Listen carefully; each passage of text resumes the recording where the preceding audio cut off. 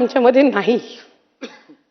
खरं तर व्यक्ती गमावल्याचं दुःख हे मोठं असतं, पण त्याच्यापेक्षा अधिक दुःख हे असतं की ती व्यक्ती आपल्याला परत कधीच पाहायला मिळणार नाही, त्याचा आवाज आपल्याला कधी ऐकायला येणार नाही. ही भावना ही मनाला दुःख आणि वेदना देणारी असते. आमच्यासाठी आमचा आधारस्तंभ हरपला, कारण त्यांच्या नेतृत्वाखाली आम्ही काम करत होतो. त्यांची कार्यपद्धती, त्यांची कामाची पद्धत, त्यांचं सगळं कामकाजाची पद्धत ही एक कार्यकर्ता म्हणून कशी आपल्याला आत्मसात करता येईल हा सातत्याने प्रयत्न असायचा. आणि ज्या वेळेला त्यांचं दुःखद निधन झालं त्यावेळेला सगळेच त्यांच्या कामाचं कौतुक करत होते. एक कार्यकर्ता म्हणून वाटायचं की हयातीत जे आम्हाला ऐकायचं होतं त्यांच्याबद्दल की त्यांनी काय केलं या राज्यासाठी, काय केलं या महाराष्ट्रासाठी, ते दुर्दैवाने ते नसताना इतकं ऐकायला मिळतंय की ती कणभर जरी प्रशंसा त्या माणसाच्या हयात असताना झाली असती तर कदाचित आणखीन एक काम करण्याची एक प्रेरणा, प्रोत्साहन त्या निमित्ताने त्यांना मिळालं असतं. कारण या राज्याची सेवा करणं ही त्यांची इच्छापेक्षा त्यांची सवय जास्ती झालेली होती आणि त्या सवयीनुसार ते पहाटेपासून काम करायचे. आम्हाला सगळ्यांना सुद्धा सांगायचे की मंत्रालयामध्ये 3 दिवस हे तुम्ही दिलेच पाहिजेत. सोमवारी आम्ही मंत्रालयामध्ये यायचो, मंगळवारचा अख्खा दिवस त्यांच्यासोबत जायचा, बुधवारचा अख्खा दिवस त्यांच्यासोबत जायचा आणि त्यांच्याशिवाय कधी काम करावं लागेल अशी भावना सुद्धा दुरान्वे सुद्धा मनाला स्पर्श करून कधी गेली नाही. मला आठवतंय 28 जून 2024 रोजी त्यांनी बजेट मांडलं. मुख्यमंत्री लाडकी बहीण योजना त्यांनी त्या बजेटमध्ये जाहीर केली. त्या दिवशी जे जॅकेट त्यांनी घातलं होतं गुलाबी रंगाचं,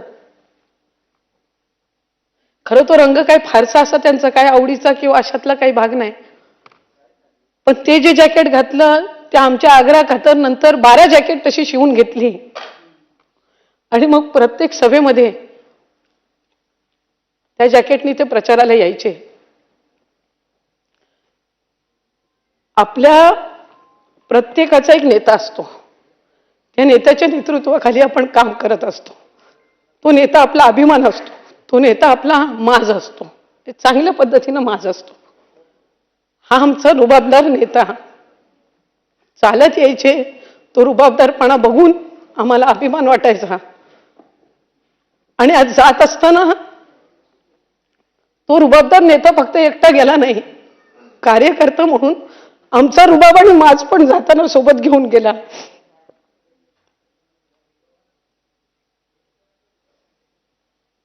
आज सुनेत्रा काकींच्या रूपाने आम्ही त्यांना पाहण्याचा प्रयत्न करतो. त्यांची जागा ही कधी कोणी भरून काढू शकणार नाही,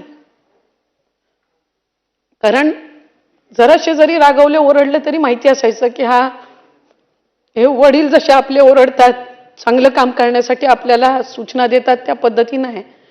पण अनेकांनी त्याचा उल्लेख केला की ते थोडं ओरडून बोलले म्हणजे आपलं काम झालं किंवा आपल्याला आणखीन चांगल्या पद्धतीनं काम करण्याच्यासाठीच ते त्या ठिकाणी आपल्याला बोलतात. म्हणून मला वाटत नाही कधी कोणाला त्या गोष्टीबद्दल कधी वाईट वाटलं असेल. उलट आम्हाला आनंदच वाटायचा की बोलले म्हणजे मी जवळची आहे, बोललो म्हणजे मी जवळचा आहे. अशा पद्धतीच्याच भावना ह्या आमच्या सगळ्यांमध्ये असायच्या. त्यांच्यावर इतका आमच्या सगळ्यांचा विश्वास होता की लोकसभेचा पराभव झाला तरी आमच्यातलं कोण सुटलं नाही कधी. ठीक आहे, एका निवडणुकीमध्ये पराभव होत असतो, पण तितक्याच ताकदीने आम्ही सगळेजण पुन्हा उभे राहिलो, कारण त्या नेतृत्वावर, त्या व्यक्तीवर आमचा विश्वास होता. आजही आम्हाला विश्वास आहे की ते जिथे कुठे असतील त्यांचं बारकाईनं आमच्या सगळ्यांवर लक्ष आहे. त्यांची आमच्याकडनं हीच अपेक्षा असणार आहे की आपण सगळ्यांनी आपापल्या मतदारसंघामध्ये काम करावं.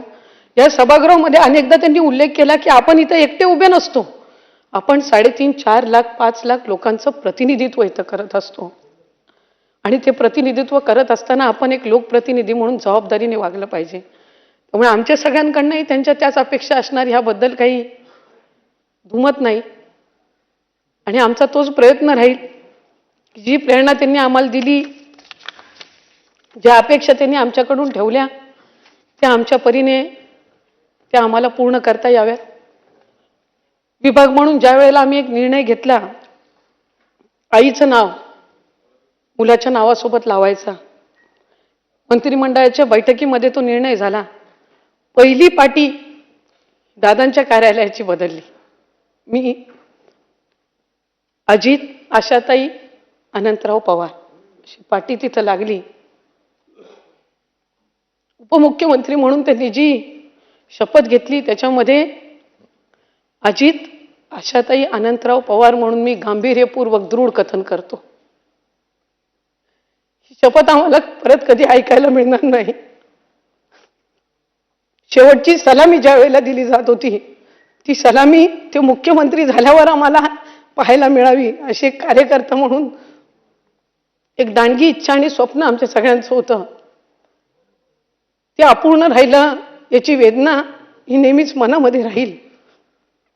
पण त्यांनी जे महाराष्ट्रासाठी केलं ते प्रेम महाराष्ट्राकडून कदाचित त्यांना ते असताना अनुभवायला मिळालं नसेल. पण मी माझ्या भगवंताच्या चरणी, श्रीकृष्णाच्या चरणी प्रार्थना करीन, ते जिथं कुठं असतील तुझ्यापाशी,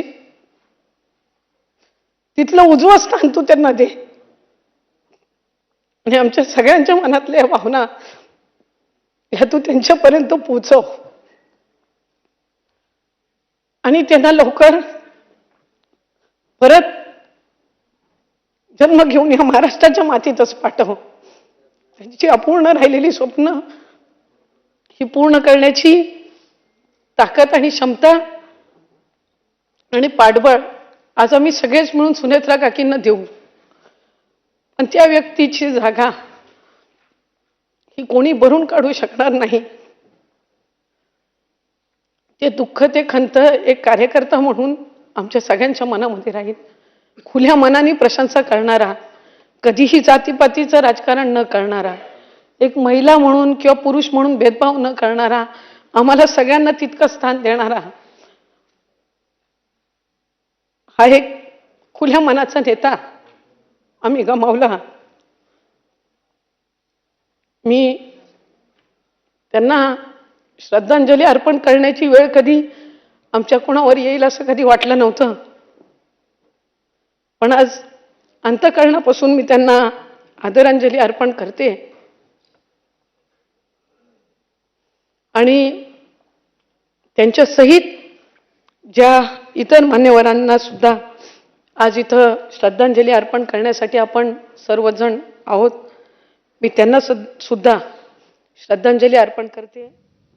तर अजित पवार यांनी अदिती तटकरे यांना कायमच मुलीची माया दिली आणि त्यामुळे आज आपण बघतोय की अजित पवार यांच्या आठवणीमध्ये अदिती तटकरे या